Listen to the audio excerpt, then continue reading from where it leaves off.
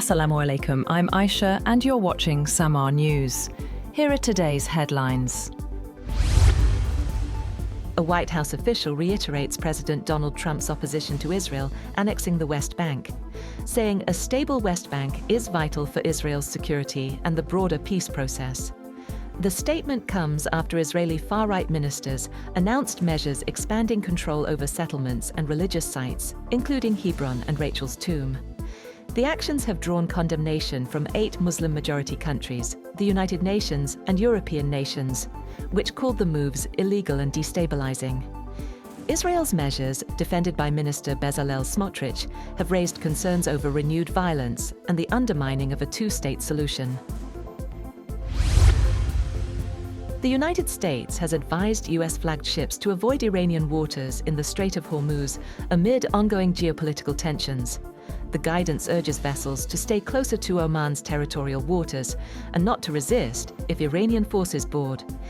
The warning follows indirect talks in Oman last Friday and comes amid rising regional incidents, including Iranian naval exercises and the recent shooting down of an Iranian drone by the US. The Strait of Hormuz remains a critical choke point for global oil supply, and Washington maintains a strong military presence as a precaution.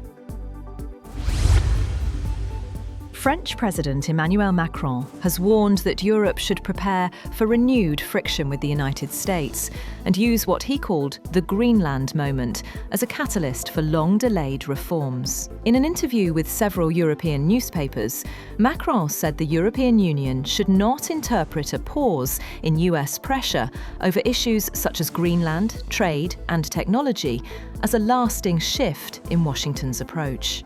He urged the bloc to strengthen its global influence and strategic autonomy in the face of potential future hostility.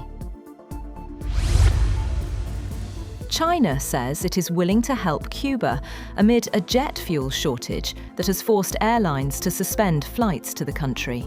China's foreign ministry said there were no reports of Chinese citizens being stranded in Cuba following the disruptions.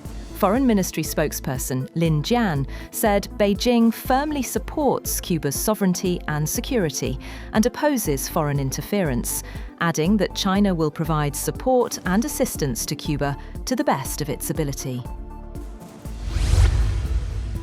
China issues a white paper detailing Hong Kong's national security practices, emphasizing Beijing's fundamental responsibility for stability. The release came a day after media mogul Jimmy Lai was sentenced to 20 years under the city's national security law, drawing international criticism from the US, EU, Japan, Taiwan, and rights groups. The paper described the law as a legal shield that has neutralized threats and strengthened the one country, two systems model. Hong Kong leader John Lee welcomed the policy, calling Lai's sentence a warning against collusion with external forces. Somalia signs a defense cooperation agreement with Saudi Arabia, weeks after finalizing a similar pact with Qatar. The memorandum, signed by Somali Defense Minister Ahmed Moalim Fiki and Saudi Prince Khalid bin Salman, aims to strengthen military ties and regional security collaboration. The moves come after Israel recognized Somaliland in December 2025, raising concerns in Mogadishu over a potential Israeli military presence. Somalia also cut ties with the UAE, citing actions that undermine national unity and support Israel's recognition of Somaliland.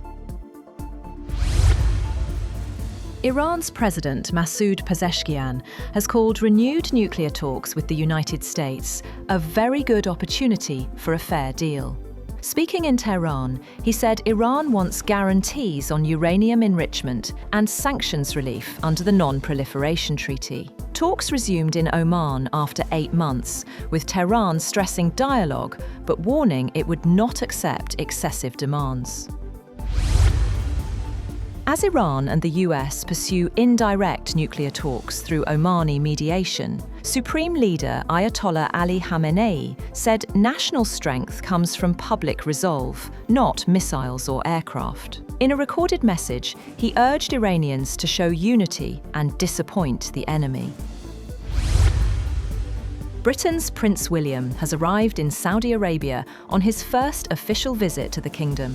On the first day of his visit, the Prince of Wales toured the UNESCO World Heritage Site of At Turayf, alongside Saudi Crown Prince Mohammed bin Salman. His trip focuses on boosting UK-Saudi ties, including trade, culture, and environmental cooperation. That's all for now. For more updates, visit www.samaa.tv. Thank you for watching Samaa News.